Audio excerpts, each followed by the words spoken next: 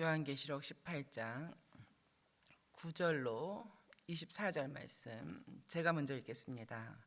그와 함께 음행하고 사치하던 땅의 왕들이 그가 불타는 연기를 보고 위하여 울고 가슴을 치며 그의 고통을 무서워하여 멀리 서서 이르되 화 있도다 화 있도다 큰 성 견고한 성 바벨론이여 한 시간에 네 심판이 이르렀다 하리로다.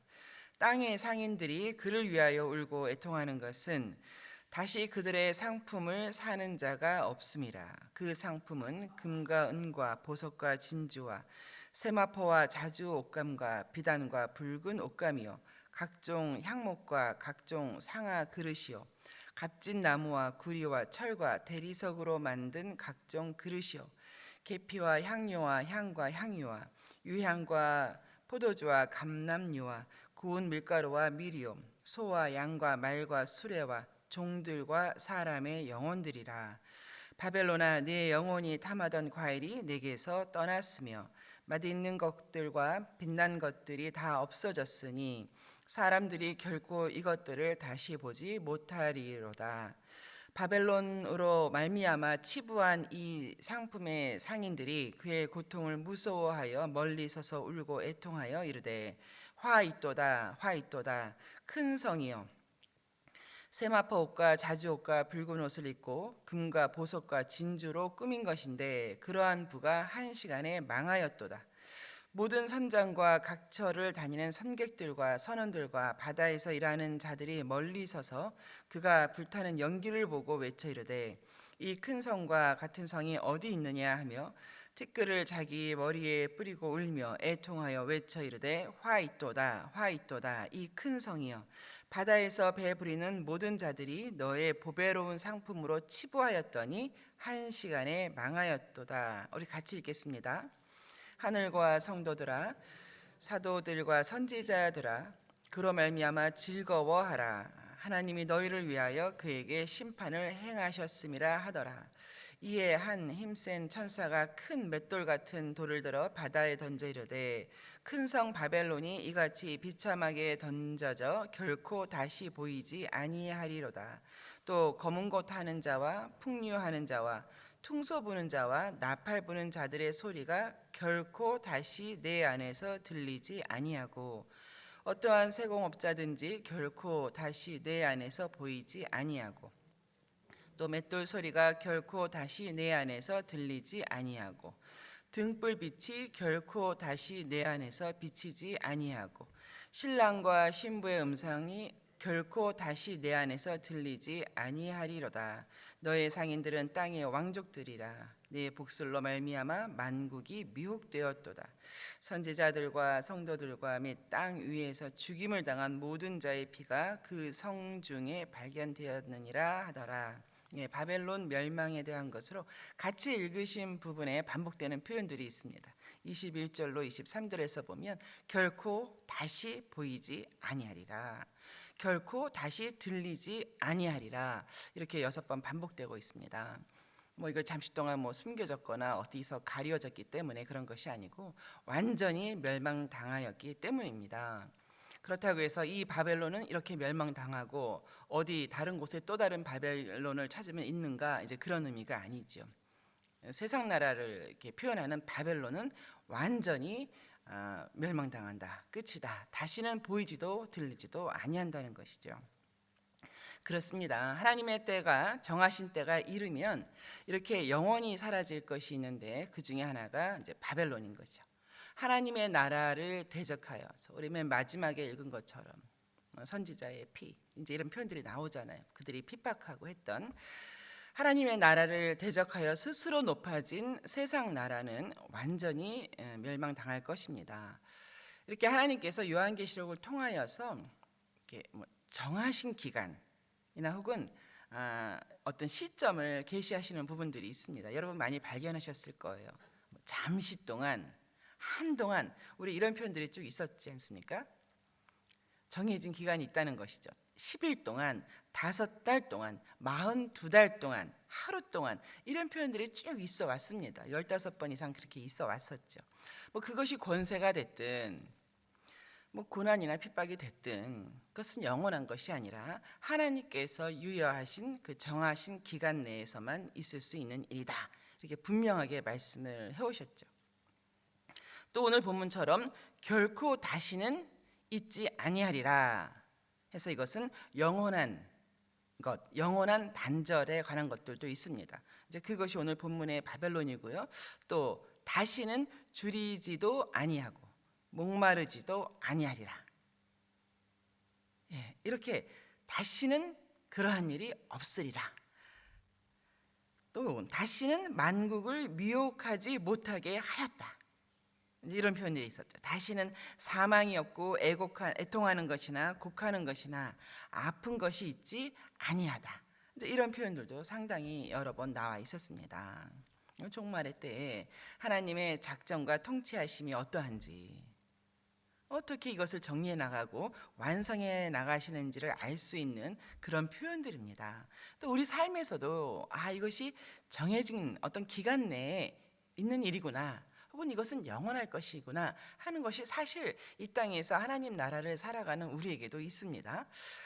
그렇구나, 하나님의 뜻은 이것이구나, 하나님의 작정하심이 이러한 것이구나, 이렇게 잠시 동안, 한동안, 혹은 뭐 결코 다시는 이라고 하는 이 하나님의 때와 정하신 기간을 이렇게 계시하신 종말에 대해서 우리가 잘 알고 마음에 새기는 것은 참 중요하다는 생각을 안 할 수가 없습니다.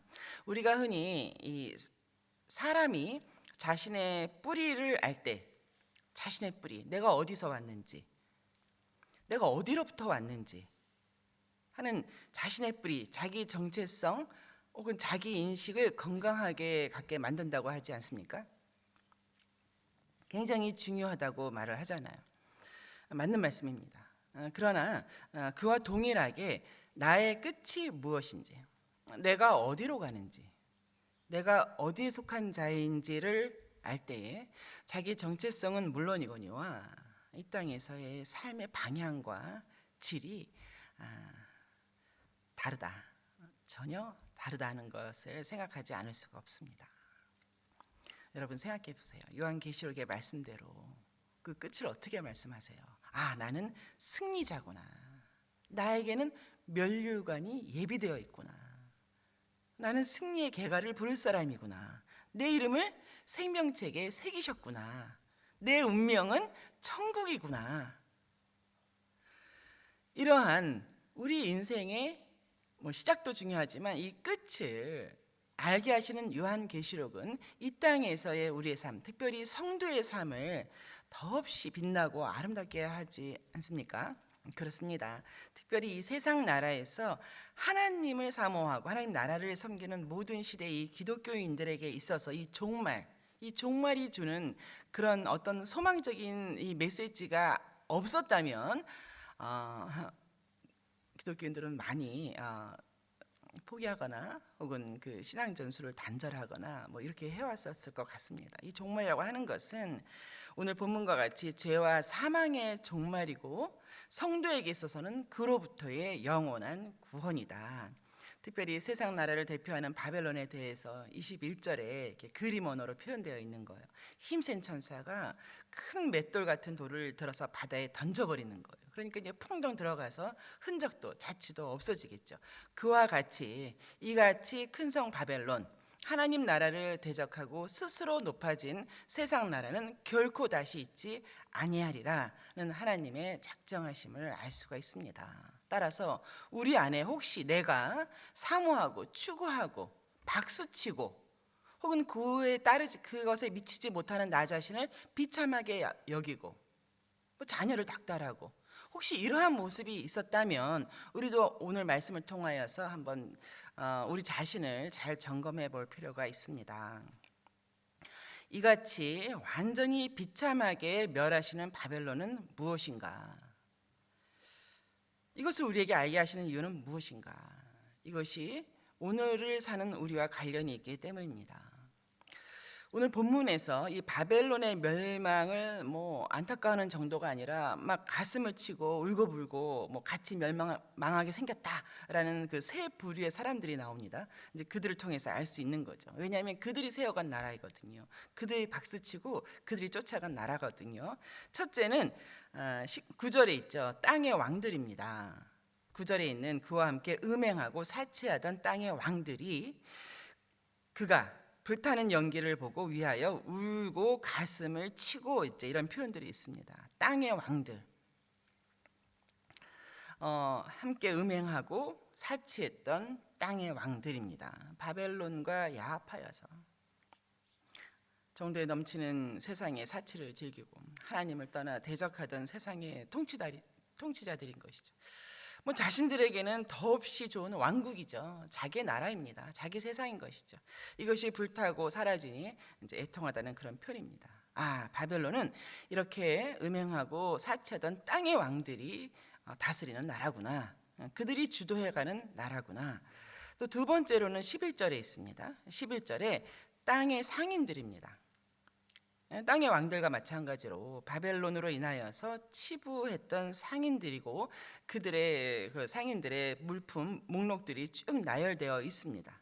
11절에 보시면 땅의 상인들이 그를 위하여 울고 애통하는 것은 다시 그들의 상품을 사는 자가 없음이라 하고 온갖 사치품들이 쭉 나와 있죠. 바벨론은 그렇게 사치를 부추기는 그런 나라였다는 것을 알 수 있습니다. 이제 그것이 행복한 것이고 그것이 성공한 것이고 그게 잘 사는 것이고 뭐 이렇게 해온 것이죠. 그리고 또 한 마지막 부류는 17절에 있습니다. 17절 하반부에 보면 그 뭐 모든 선장, 선객, 선원 뭐 이제 이런 해상 무역을 했던 사람들입니다.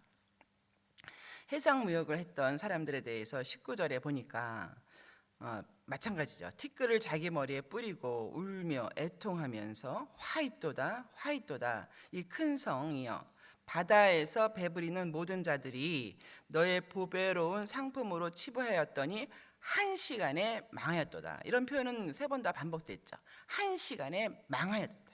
순식간에 뜻하지 않은 때에 생각하지 못한 때에 망하였도다. 이런 뜻이죠. 이런 땅의 임금들, 상인들, 해상 무역들이 다름 아닌 그 멸망받는 바벨론 자체인 것이죠. 그 땅의 임금들, 땅의 상인들, 또 해상 무역상들이었던 것입니다.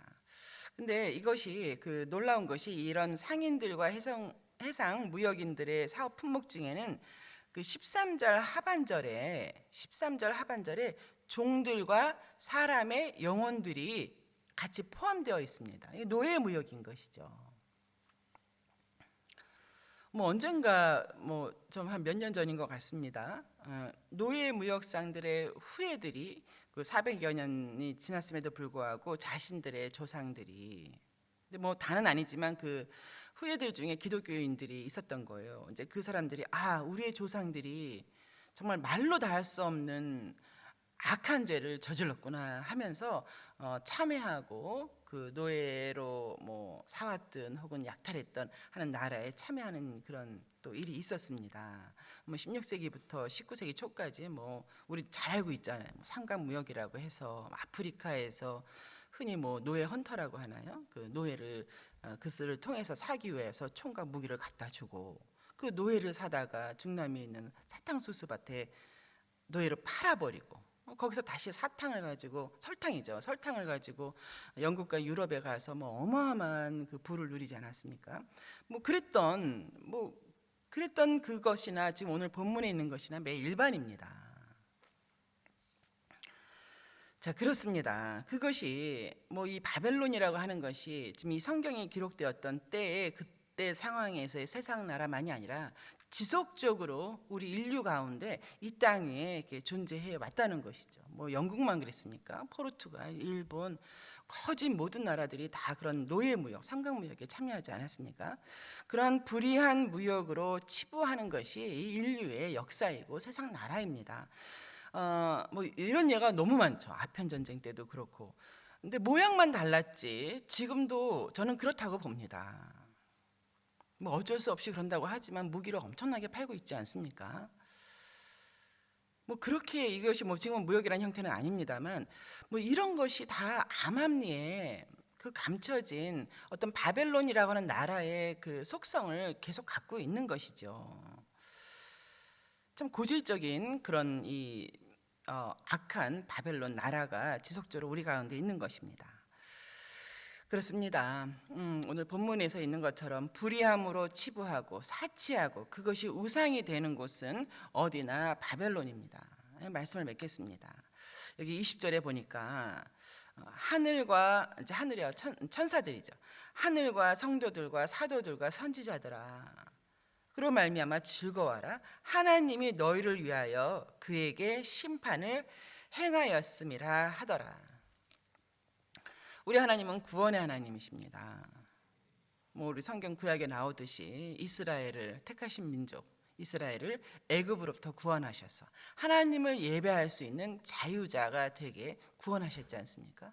또 우리 신약에 와서는 십자가, 예수 그리스도의 십자가를 통하여서 그 택하신 성도, 자녀, 죄인들이 죄로부터 자유하여서, 죄로부터 자유한다고 하는 것은 그 죄에 매이지 아니하고 죄를 지었을지라도 죄를 미워하고 멀리하며 주 이름으로 용서함을 구할 수 있게 된 것이죠. 자, 그렇게 우리를 구원하시지 않았습니까?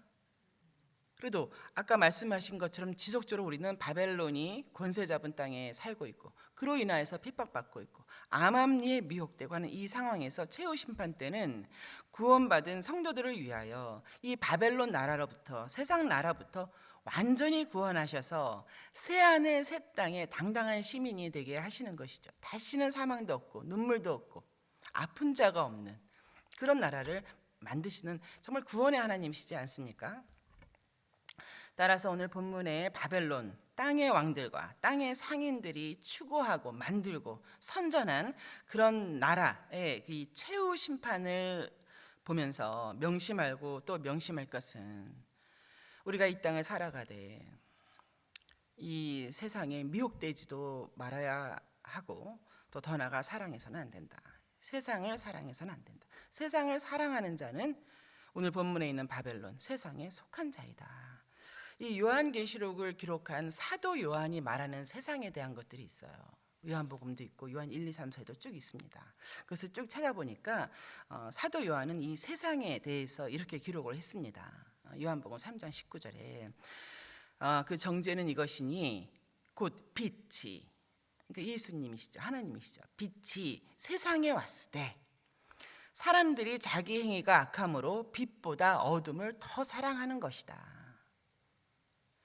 이것이 뭐 비단 뭐 특별한 사람들에게 하는 말만이 아니죠. 우리 안에 있는 그 타락한 본성과 죄악으로 인하여서 우리도 순식간에 말씀, 빛, 계명보다는 이 세상, 어둠 세상, 바벨론을 사랑하는, 추구하는, 그래야만 될 것 같은, 그래서 아까 말씀드린 것처럼 나를 추궁하고 자녀를 닥달하고 이렇게 해가는 일이 있다는 것이죠. 우리 자녀들 마음속에 바벨론 나라를 심어주는 것은 부모들입니다.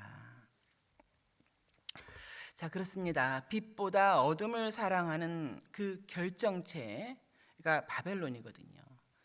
행여나 부지불식간에 뭐 그것이 미혹되어서 있는지 뭐 내 욕심 때문인지 거기에 이렇게 빠져든 내가 있는지 잘 점검해야 될 것입니다. 그것은 이생의 자랑이고 안목의 자랑일 뿐입니다. 잠시 있다가 사라질 것이고 그냥 사라지는 것도 아니고 하나님께서 심판하실 그런 것들입니다. 그렇게 혹시 내 안에 내가 부지불식간에 섬기는 바벨론이 있지는 않은지 잘 점검하시는 그런 저와 여러분이 되기를 주의 이름으로 축원합니다. 예, 우리